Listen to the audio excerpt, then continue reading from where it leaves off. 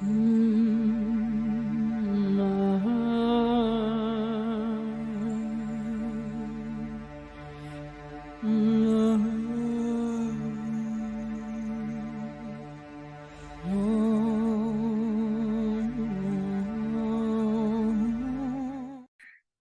um dieses Social Credit System möglichst greifen zu lassen, muss ja auch möglichst viel digitalisiert sein. Das ist sicherlich auch noch nicht flächendeckend alles mit einbezogen. Wie einschränkend ist denn das dann im Leben, im Alltag? Wie macht sich das dann bemerkbar? Also wir haben zum einen mal mehrere hundert Millionen Kameras in Mhm. China. Mhm. Wenn ich richtig informiert bin, etwa 600 Millionen.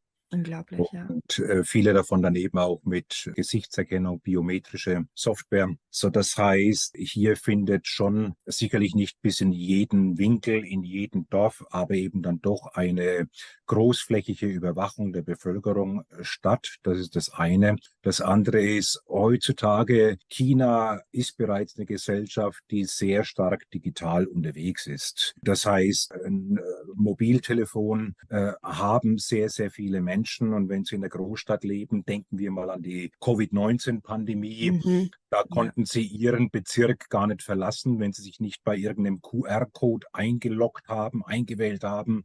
Das heißt, dafür brauchen sie ihr Smartphone, damit sie überhaupt ihre Straße verlassen können, zum Einkaufen gehen können. Und vieles andere ist auch über QR-Codes oder in anderer Weise eben geregelt, so dass sie ihr Mobiltelefon zur Hand haben müssen. Viel Information läuft übers Mobiltelefon. Und das gilt natürlich dann eben auch für Christen. Und da ist es dann für Christen besonders einschneidend, sind diese, also eine der letzten Maßnahmen, nicht die letzte, eine der letzten vom 1. März 2022, wo eine neue Regulierung rauskam zur Bereitstellung religiöser Informationen im Internet. Mhm. So, das heißt, religiöse Organisationen, aber auch einzelne Menschen, dazu gehören Christen, aber auch andere Religionen in China, dürfen nur noch mit staatlicher Lizenz religiöse Inhalte ins Internet stellen. Unglaublich, ja. Mhm. So, ich sagte noch ein bisschen was dazu. Während der Pandemie war es so, dass in China alle Kirchen geschlossen wurden, um eben die Ausbreitung der Pandemie zu bekämpfen. Mhm. So, das war ja auch bei uns in Europa so, dass Mhm. die Kirchen geschlossen wurden. Dann hat man sich in der Zeit, auch bei uns hier in Deutschland, hat man sich auf sogenannte Online-Gottesdienste dann über Zoom, über Skype und andere Möglichkeiten, hat man sich dann organisiert, sodass man sich zusammenfinden konnte, austauschen, sehen konnte, etc. Mit Gebet, mit Seelsorge und allem, was dazugehört. So, diese Online-Meetings oder Treffen, die waren also gang und gäbe. Jetzt ist es so, viele Christen haben sich auch daran gewöhnt. Viele Christen in China haben zum Beispiel auch kaum mehr eine Bibel, also als in Buchform in der Hand, sondern die haben auf ihrem Smartphone haben sie dann eben mehrere Bibelübersetzungen drauf. Da gibt es dann eben auch gleich Lehrbücher dazu und Querverweise und Links. Und du kannst dann ganz leicht dann eben von einem Programm ins nächste schalten. Von daher eine ganz schöne und sinnvolle Einrichtung. Jetzt aber plötzlich kommt 1. März 2022 diese neue Regulierung zur Bereitstellung religiöser Inhalte im Internet auf die Tagesordnung. Das heißt, Sie dürfen das nur noch, wenn Sie eine Lizenz zum Beispiel als Kirchengemeinde von der Regierung erhalten haben. Also Und das einzelne Mitglied darf dann nur noch solche Bücher auf dem Smartphone haben oder nur die Leitung? Betrifft das nur die Leitung? nein, auch es geht um die Bereitstellung von Inhalten. Mhm. So, jetzt aber einzelne Christen, um das auch gleich zu beantworten, einzelne Christen haben zum Beispiel eine Bibel-App auf ihrem Handy. Okay? Mhm. Und diese Bibel-Apps, die sind plötzlich einfach aus dem Internet verschwunden. Das Aha. heißt, bis jetzt hatten sie die, sage ich mal, die Luther-Übersetzung von 2017 auf ihrem Handy und sie machen die früh im Gottesdienst an zum Beispiel oder zu Hause, weil sie in der Bibel lesen wollen, plups, und die App funktioniert nicht mehr, die ist nicht mehr erreichbar. Ja. Auch viele andere christliche Inhalte, die vorher im Internet zugänglich waren, die sind nicht mehr auffindbar. Also nur Organisationen, wir sprechen jetzt von christlichen Organisationen oder christlichen Kirchen, die eine Lizenz von der Regierung erhalten haben, dürfen dann auch christliche Inhalte ins Internet stellen. Ja, sonst Dazu ist es gehört zum weg. Beispiel, dass man eben einen Gottesdienst organisiert, weil man weiß, dass nicht alle teilnehmen können, streamt man diesen Gottesdienst dann auch live übers Internet. Wenn Sie keine Lizenz haben, können Sie auch nichts mehr streamen. Ja, jetzt muss ich aber noch mal Oder, was nachhaken. Also ja, für mich ist das ein bisschen merkwürdig. Also diese Menschen sind dann wahrscheinlich auch so geprägt schon, das alles digital zu nutzen, dass das einfach ja, selbstverständlich ist, die Bibel nicht in Papierform zu haben, ja, weil es wundert mich ein bisschen. das ist eine andere Kultur. Ja, Und das wird wahrscheinlich auch unterschiedlich sein auf dem Land und in der Stadt. mhm. Aber in der Stadt und auch die junge Generation, die ist natürlich sehr stark Digitalisiert. Ja, mobiltelefonaffin. Ne? ja, Es okay. ist schick, es ist einfach, es ist praktisch und hat bis jetzt ja auch gut funktioniert. Hm. Ja, das ist es eben. Das ist dieses langfristige Denken, ne? Wenn man halt, welche Möglichkeiten gibt es, das eben zum Schaden zu nutzen? Und dann ist das halt, was Sie gerade erzählt haben, dass es ausgeschaltet wird und dass man dann plötzlich gar Genau. nichts mehr hat. Ja. Und dazu kommt dann eben, mal abgesehen von diesen Einschränkungen durch die Regierung mit dem neuen Gesetz, wenn Sie Ihr Mobiltelefon dabei haben, dann kann von Ihnen ein Bewegungsprofil erstellt werden. Hm, ja. Das heißt, wenn Sie jetzt jeden Freitagabend um 19:30 Uhr immer zur gleichen Adresse laufen und da gibt es noch 12 andere Personen, die Ja. auch jeden Freitagabend dorthin kommen, dann zählen die Behörden eins und eins zusammen und dann könnte da ein Hausbesuch durch die Behörden kommen. Mhm, mhm. Dazu kommen die sogenannten Nachbarschaftskomitees. Die wurden schon vor langer Zeit eingerichtet. Die waren früher eigentlich dazu da, dass eben in Wohnblocks oder in Wohnvierteln, dass es da so ein Nachbarschaftskomitee gibt, was darauf guckt, dass die Bürger versorgt sind, die dann eben vielleicht auch Hilfsdienste leisten und so weiter. Diese Nachbarschaftskomitees, die wurden jetzt von der kommunistischen Partei in Beschlag genommen und werden dafür genutzt, dass die Menschen in einem bestimmten Wohnblock überwacht werden. Gibt es da verdächtige Bewegungen? Gibt es da Gruppen, die sich immer wieder treffen und vieles andere mehr? Mhm. Und weil Sie vorhin gesprochen haben von Einschränkungen, eine der letzten war jetzt eine öffentliche Datenbank. Die wurde von der Regierung ins Internet gestellt. Und in dieser öffentlichen Datenbank sind alle religiösen Leiter und alle religiösen Organisationen gelistet. Also die, die staatlich registriert sind. Mhm. Okay? Mhm. Jetzt kann also so ein Nachbarschaftskomitee, wenn die sehen, ach, da kommen immer 20 Leute zusammen, dann könnten die leicht in diese Datei von der Regierung reingucken. In meiner Straße gibt es da eine registrierte Christengemeinde. Ach, da gibt es gar keine. Was sind das für Menschen, die sich da immer zu einem bestimmten Zeitpunkt treffen und könnten das dann eben an die Behörden melden? Also wie in der DDR. Genau. Hm. Und wir sehen an diesem Bild oder an den verschiedenen Puzzleteilen, wir sehen, dass also der Raum immer kleiner wird, die Überwachung immer weiter zunimmt, immer weiter versucht wird, den Christen die Luft abzupressen, abzudrücken. Und diese ständig zunehmenden staatlichen Einschränkungen führen auf der anderen Seite dazu, dass der Erfindungsreichtum der Christen immer größer wird und sie sich immer neue Maßnahmen überlegen, wie sie die Regulierungen der kommunistischen Partei umgehen können. Hm. Ich wäre natürlich jetzt sehr neugierig zu fragen, was das wäre, aber das lassen wir mal weg, ne? Ja. Richtig. Ja, Also ja, eine kann ich auf jeden Fall sagen, das ist ja. ungefährlich. Natürlich wissen die Christen oder ahnen, dass sie überwacht werden oder überwacht werden könnten.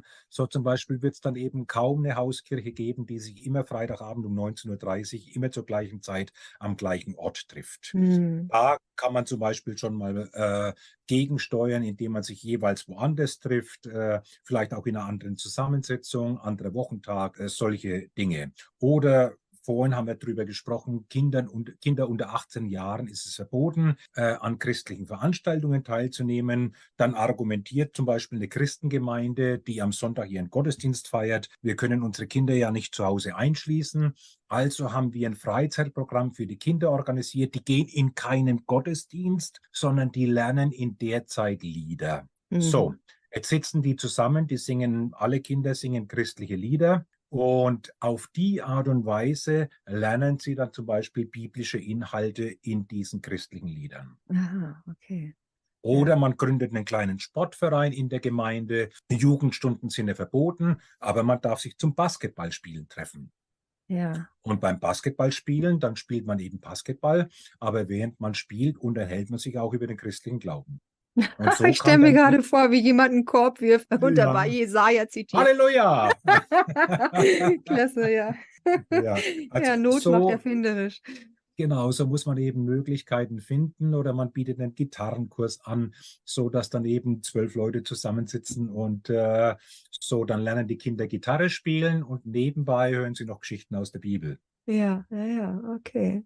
So, dann würde ich jetzt gerne auf Open Doors zu sprechen kommen. Open Doors ist mir auch schon lange ein Begriff. Ich weiß, dass viele Leute zum Beispiel gar nicht wissen, dass die Christen immer noch die am meistverfolgteste Gruppe auf der Welt sind. Immer noch, wenn Sie mögen. Erzählen Sie doch bitte mal, was das Tätigkeitsfeld von Open Doors ist. Wie können Sie Menschen in China oder überhaupt verfolgten Christen weltweit helfen? Was können Sie alles tun?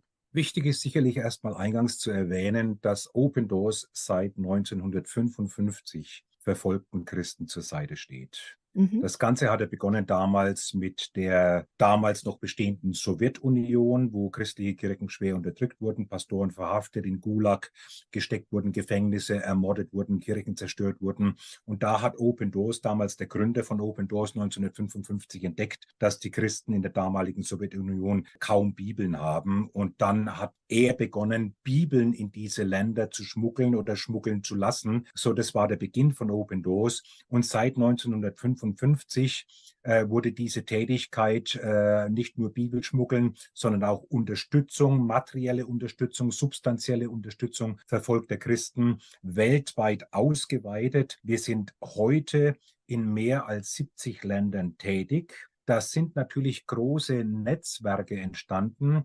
Das heißt, Open Doors ist in diesen Ländern mit den Christen aller Kirchen im Austausch. Mhm. Katholisch, evangelisch, freikirchlich, orthodox und viele andere Kirchen, von denen Sie noch nie gehört haben. Und wir hören von diesen Christen direkt, also wir sind im Land tätig, durch Partnerorganisationen in den meisten Fällen. Wir können ja da nicht als Open Doors auftreten, aber wir hören dann durch unsere Partnerorganisationen, wie es den Christen vor Ort geht, und zwar sehr zeitaktuell. Das heißt, ich bin zuständig zum Beispiel bei Open Doors Deutschland für die Pressearbeit in Deutschland. Mhm. Und ich lese natürlich fast jeden Tag dann auch Presseberichte aus dem Field. Wie geht es den Christen in Afghanistan, in Pakistan, in Indien, in Sri Lanka, in Vietnam, in der Zentralafrikanischen Republik, in Mosambik? Und weil wir wissen, wie es ihnen geht und weil wir mit den Kirchenleitern Kontakt halten in diesen Ländern, teilen sie uns auch mit, was ihre Nöte sind. Mhm. Und die einen, wo jetzt vielleicht gerade wie in Indien 400 Kirchen niedergebrannt wurden, von April bis Juni, da brauchen die Hilfe zum Wiederaufbauen. Mhm. In anderen Ländern, da fehlt es an der Schulung geistlicher Leiter, weil die Christengemeinde in dem Land so klein ist und so massiv überwacht und unterdrückt wird, auch weil es verboten ist, christliche Leiter auszubilden. So, dann muss Open Doors einen Plan entwickeln, wie können wir christliche Leiter ausbilden im Land? Denn wenn es keine Leiter gibt, dann würde der Glaube immer weiter abnehmen im Land. So, eine andere Hilfsmaßnahme kann sein, dass zum Beispiel, wie jetzt auch vor wenigen Monaten, Erdbeben einen bestimmten Landstrich treffen, in der Türkei oder in Syrien. Da Mhm. sind dann vielfach auch eben christliche Gemeinden betroffen, mit denen wir in Verbindung stehen. Und die brauchen dann in dieser Situation humanitäre Hilfe. Das heißt, wir sind dann aufgefordert, Unterstützung zu organisieren, finanzielle Unterstützung, substanzielle Mittel, die wir ins Land liefern lassen oder dort im Land noch kaufen können, um dafür zu sorgen, dass die Menschen was zu essen haben. Also wir arbeiten in all unseren Projekten immer mit den Kirchen vor Ort zusammen. Das Mhm. heißt, wir unterstützen konkret, sagen wir mal, eine Kirche in Syrien, in Aleppo, mit Geld, mit Essen, mit medizinischen Gütern, mit Kleidung, mit Öfen für den Winter, was auch immer notwendig ist. Und diese Christen, diese Gemeinde, die öffnet dann ihre Tore für die Bevölkerung. Und die Bevölkerung kommt, und es sind dann Christen, Muslime, Drusen, Juden, was auch immer an Religionen dann im Land ist, die klopfen dann bei dieser Kirchengemeinde in Aleppo an und sagen, könnt ihr uns helfen? Okay, Mhm. so, und dann geht eben die Hilfe ins Land raus, und so kann die Hilfe sehr, sehr unterschiedlich ausschauen. In Nigeria beispielsweise, wo viele Christen ermordet werden, Tausende von Christen ermordet werden jedes Jahr, da haben wir zum Beispiel einen Schwerpunkt auf Traumaseelsorge. Stellen Sie sich vor, Sie feiern Sonntagmorgen früh um 10 Uhr Gottesdienst. Plötzlich kommen da 10 schwer bewaffnete Kämpfer von einer islamistischen Miliz mitten in den Gottesdienst rein, fangen an zu schießen. 40 Christen werden ermordet, viele andere schwer verwundet. Die ganze Gemeinde ist traumatisiert. Und das passiert häufig, ja? Das passiert häufig. Und da wird gar nicht drüber berichtet bei uns. Da wird in Deutschland kaum drüber berichtet. Ja, Wir hatten in Nigeria im letzten Jahr mehr als 5000 ermordete Christen. unglaublich. Also Sie müssen das Unglaublich. mal Also hochrechnen. eigentlich das, was jetzt letztendlich in Israel passiert ist, Ja, ist dort gang und gäbe. ist dort gang und gäbe. Und Ja, das Jahr für Jahr. Und Open Doors berichtet darüber. Unsere Pressemeldungen sind ja in der Öffentlichkeit zu finden. Wir geben es in die Medien rein. Da wird es teilweise auch abgedruckt in den Medien. So, und da sind diese Zahlen, die sind dann bekannt. Und wenn Sie das hochrechnen auf den Tag bei 5000, dann sind wir bei mehr als 15 Christen pro Tag. Herr Greve, Menschen, die das jetzt hören, ja, also das, wie die Zustände in China, das in Nigeria, alles weltweit. Wie kann man Open Doors unterstützen? Also auf welche Art und Weise insgesamt? Zählen Sie gerne alles auf. Ich denke, durch unsere Unterhaltung ist das auch schon deutlich geworden. Vieles weiß man einfach nicht. Ja. So, das Wichtigste ist wirklich, sich gezielt zu informieren. Dazu gibt es ja kostenlos Möglichkeiten, die auch nicht zeitaufwendig sind. Da reichen ein paar Minuten. Man kann zum Beispiel auf die Homepage von Open Doors gehen, www.opendoors.de, und da können Sie sehr viel aktuelle Informationen, also was ist gerade in Sri Lanka geschehen, wie geht es der Gemeinde in Saudi-Arabien und dergleichen mehr, aktuelle Meldungen, die Sie dort finden. Dort finden Sie aber auch umfangreiche Länderberichte. Also das heißt, es können 10, 20, 30, 40 Seiten sein, wo explizit auf ein Land eingegangen wird. Wie geht es den Kirchen in Nicaragua oder in Kuba? Und Mhm. dann können Sie nachlesen, wie verhalten sich die Christen, wer sind die Verfolger, wie werden die Christen unterdrückt, wie lange geht das schon, wie setzen sie sich zur Wehr, wie kommen sie mit diesen Umständen zurecht und so weiter. Und wenn wir dann wissen, wie es unseren Brüdern und Schwestern in diesen Ländern geht, manche Christen wie in Afghanistan zum Beispiel, wo ja jetzt die Taliban an der Regierung sind, die können nicht sagen, dass sie Christen sind. Wenn du in Afghanistan als Christ erkannt wirst, bist du tot. Ja, ja. Ich habe das gerade am Wochenende, habe ich eine WhatsApp-Nachricht erhalten von einer Christin, ihr Vater wurde ermordet. Mhm. So, das ist etwas, was auch, so, wenn wir davon hören, das allererste, wenn wir als Christen davon hören, ist, dass wir für unsere Brüder und Schwestern beten. Das Ja, ist wirklich das Wichtigste. ja. Es gibt diesen alten Spruch, man kann 40 Tage ohne Essen, 3 Tage ohne Wasser auskommen, aber keinen Tag ohne Hoffnung. Mhm. Ja. Das, was die Christen dort in diesen Ländern am allermeisten brauchen, ist Ermutigung. Die Umstände sind schockierend. Oft sind ja die Christen in diesen Ländern eine Minderheit. Das heißt, wir haben dort eine Mehrheitsreligion, die kann hinduistisch sein, buddhistisch, islamisch oder eben eine kommunistische Regierung. Das heißt, die Christen sind in der Minderheit. Sie haben also gar keine Möglichkeit, sich jetzt irgendwo bei einer staatlichen Stelle zu beschweren, dass Mhm. sie zur nächsten Polizeistation gehen. Also sie können sich schon beschweren, aber es führt zu nichts. Oder dass sie eben zu einer Zeitung gehen und sagen, also wir haben da euch was zu berichten, ihr müsst diese Story bringen. Unsere Kirche wurde überfallen und 12 Christen wurden ermordet. Okay, so, da wird es dann eben ganz einfach keine Zeitung geben, die diese Geschichte bringt. Das heißt, die Christen dort sind in einer Situation A, wo sie unterdrückt werden und zweitens, wo sie kaum Solidarität finden, weder in der Gesellschaft, die mehrheitlich eine andere Religion hat, noch von Behörden, noch von ihrer eigenen Regierung. Ganz im Gegenteil, von der werden sie dann in vielen Fällen sogar verfolgt, Mhm. wegen ihres Glaubens. Das heißt, diese Christen dort, stellen Sie sich vor, sie sind Christin im Irak, dann ist es für sie Balsam auf die Seele, wenn sie auf irgendeinem Weg erfahren, jetzt war wieder ein Gottesdienst in Frankfurt am Main in Deutschland und da kamen 400 Christen zusammen und die haben explizit für die Christen im Irak gebetet. Ja. Dann wissen sie und verstehen als Christen im Irak, aha, die Christen in Deutschland, zumindest manche, wissen von unserer Situation, wie wir unterdrückt werden. Mhm. Und das bringt ihnen wieder Hoffnung, wir sind nicht alleine.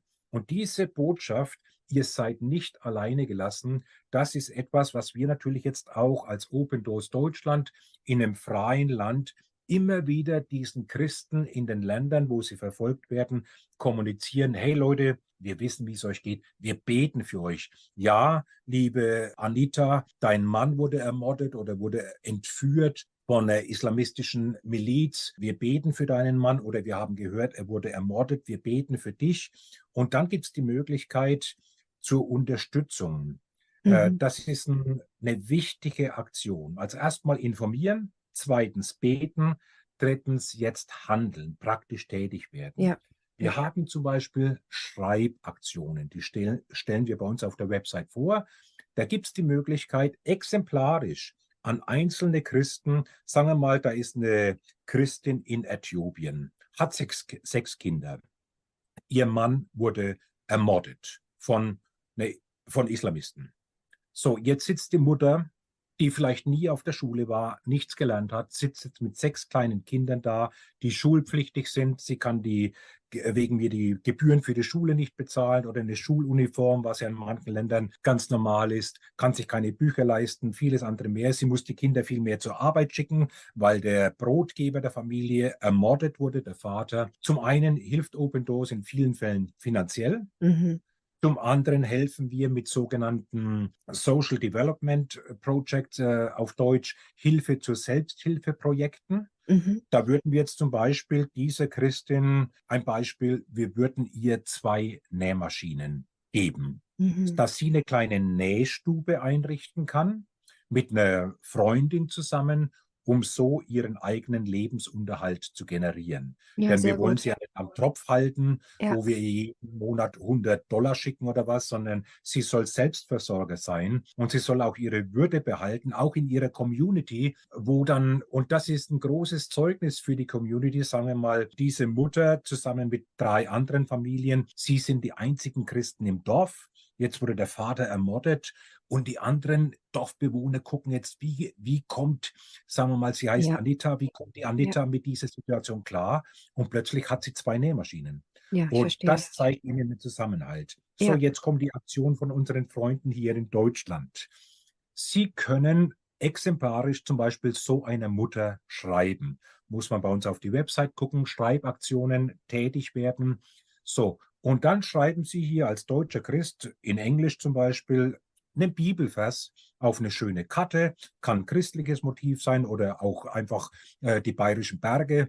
Und Sie schicken diese Karte dann an Open Doors Deutschland. Bei uns werden die gebündelt und gepackt und dann an diese Frau geschickt. Ich sage Ihnen ein Beispiel. Das war zufällig in Äthiopien. Da hat eine Frau, wo der Mann ermordet worden war, die hat mehrere hundert Karten und Briefe erhalten. Mhm. So, sie konnte nicht mal lesen. Aber alleine, dass eines Tages der Postbote kommt und einen großen Sack vor ihrer Hütte abstellt und in dem sind hunderte von Karten und Briefe. Die Sache ging so aus, weil sie nicht lesen konnte, hat sie ihre Nachbarin geholt, eine Muslima, und hat sie gebeten, kannst du mir bitte vorlesen, was in diesen Karten steht? Ja. Die hat dann angefangen vorzulesen. Das hat in dem Dorf, weil sowas dort noch nie passiert war, dass jemand so viel Post erhält, das ganze Dorf ist zusammengelaufen. Alle haben zugehört, wie diese Karten und Briefe vorgelesen wurden.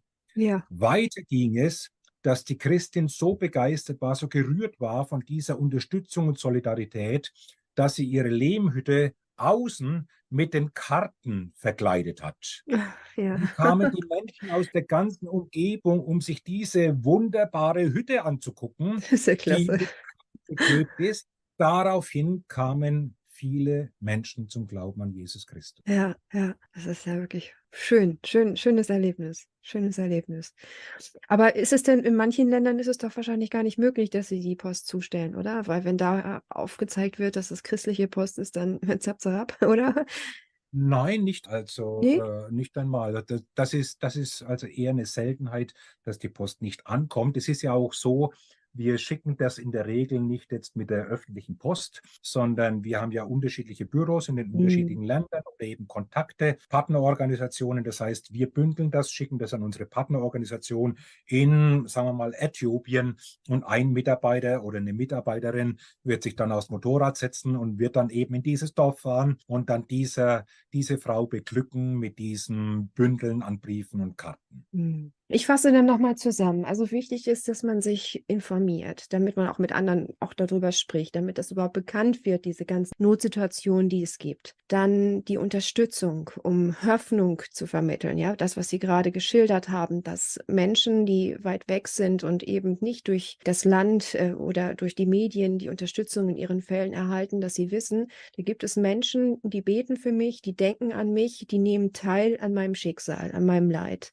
Und dann natürlich das Briefe schreiben, dass es inkludiert und dann natürlich aber auch das Finanzielle, weil letztendlich muss man ja auch alles bezahlen. Jeder Transport, jede Nähmaschine und sowas, die muss ja dann auch irgendwie Natürlich. finanziert werden, ne? Ja, Das ist korrekt, ja. Also ja. da geht es natürlich um große Summen, nicht in jedem Einzelfall, aber insgesamt um große Summen. Oft kann man ja mit 100 € sehr viel bewegen Ja, oder mit 200 €. Da kann eine Familie mehrere Monate von leben, zum Beispiel in Indien oder in Bangladesch, genau. so, oder in Vietnam, wo eine Familie aus dem Dorf vertrieben wurde, weil die Familie jetzt plötzlich christlich geworden ist und das passt mit der Religion dort nicht zusammen. Und dann muss diese Familie eben das Dorf verlassen und hat dann für mehrere Monate kein Einkommen, kein Haus, kein Erntefeld, kein Vieh, wo sie irgendwie ihren Lebensunterhalt bestreiten könnten. Die brauchen erstmal finanzielle Unterstützung. So, von daher kann man dann auch eben mit kleineren Beträgen sehr viel Gutes bewirken. Und das hilft uns in unserer Tätigkeit ganz, ganz enorm. Ja.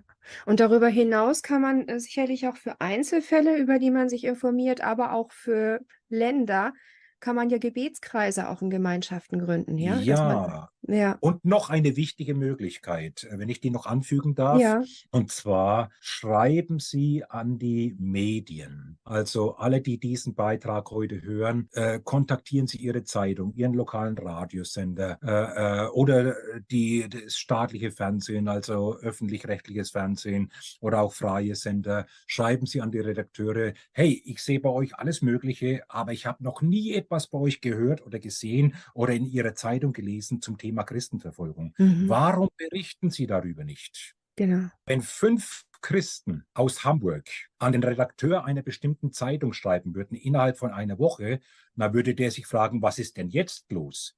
Weil für ihn stehen 5 solche Zuschriften zu einem Thema dann repräsentativ für vielleicht Hunderte oder Tausende, wo er annehmen muss, dieses Thema ist Leuten wichtig, die schreiben mir sogar. Erstens Medien anschreiben. Das geht ja heutzutage über E-Mail ganz, ganz easy. Man findet auch leicht die Adresse und E-Mail-Adresse kann man leicht hinschreiben. Zweitens, Politiker anschreiben. Schreiben Sie an Ihren Landrat, also an die Landesregierung. Schreiben Sie aber auch an die Bundesregierung, zum Beispiel ans Außenministerium, aber auch direkt an die Regierung wie Bundeskanzler Scholz oder auch an andere. Schreiben Sie und nennen Sie dann eben auch Ihre Bedenken, dass Sie nie hören, dass die Bundesregierung sich für verfolgte Christen einsetzt. Ja, genau. Es wird nicht drüber gesprochen. Das ist wichtig, das zu verbreiten. Das ist wichtig, dass auch insofern jeder kann dann teilhaftig werden daran, das Ganze ein bisschen bekannter zu machen und damit auch mehr passiert. Und natürlich auch für unsere Politiker ist das ein Signal, Menschen in unserem Land ist das wichtig. Genau, genau. So, da kommen ja die Dinge auf die Tagesordnung oder auch in Parteiprogramme rein, in denen dann abzulesen ist, wo man in der Bevölkerung, in Reaktionen der Bevölkerung abliest, aha, das ist den Menschen in unserem Land wichtig. Genau. Ich habe mir jetzt mal zum Beispiel den Menschenrechtsbericht der Bundesregierung vom letzten Jahr angeguckt. Das sind etwas mehr als 200 Seiten. In diesen 200 Seiten, also da geht es um Menschenrechte, unter anderem eben Schutz religiöser Minderheiten. In diesem 200 Seiten Bericht kommt zweimal das Wort Christ vor. Nochmal. Mhm. Also das heißt, das hat keine Priorität. Ja. Andere Gruppierungen werden viel häufiger genannt. Was glauben Sie, woran liegt das? Politiker greifen die Themen auf, von denen sie erwarten, dass sie damit eine Mehrheit in der Bevölkerung erreichen. Mhm. Also wenn niemand an die Regierung oder sich an die Regierung schreibt und sagt, liebe Politiker in Berlin, wir wünschen uns, dass mehr zu dem Thema Religionsfreiheit und Menschenrechte, also Versammlungsfreiheit, Meinungsfreiheit, dass das viel mehr thematisiert wird, weil das für den sozialen Frieden in unserem Land sehr wichtig ist und auch in anderen Ländern ja religiöse Minderheiten unterdrückt werden. Wir wünschen uns, dass das mehr zum Thema gemacht wird. Wenn da eine entsprechende Anzahl an Interessenten Zuschriften von Interessenten eingehen, dann werden die Politiker davon ablesen, aha, oh, das müssen wir in unser Programm reinnehmen. Mhm. Ja. Ja, Herr Greve, das war ein sehr, sehr fesselndes Gespräch. Also hochinteressant, wirklich hochinteressant. Und ja, ich denke auch für die Zuhörer, ich glaube, dass viele, viele Dinge einfach nicht bekannt sind. Ja, weil man auch so sehr mit den Entwicklungen im eigenen Land, im eigenen Leben beschäftigt ist. Und häufig ist es so, dass wir thematisch auch sehr im Schwitzkasten sind, also sehr themenfixiert, dass wir solche Sachen vielleicht gar nicht so wirklich wahrnehmen. Deswegen bedanke ich mich, dass Sie sich die Zeit genommen haben und dass wir darüber heute sprechen könnten. Vielen Dank. Vielen Dank. Es war mir eine große Freude, Frau Haas. Ja. Ich bedanke mich für die Möglichkeit, dass wir so miteinander sprechen konnten. Ja. Ich wünsche Ihnen und der Organisation Gottes reichen Segen. Von Herzen, Vielen, wirklich, vielen Dank. ganz aufrichtig. Alles Ja, Gute. vielen Dank Ihnen auch. Alles Gute, Gott behüte Danke. Sie. Ja. Tschüss. Tschüss.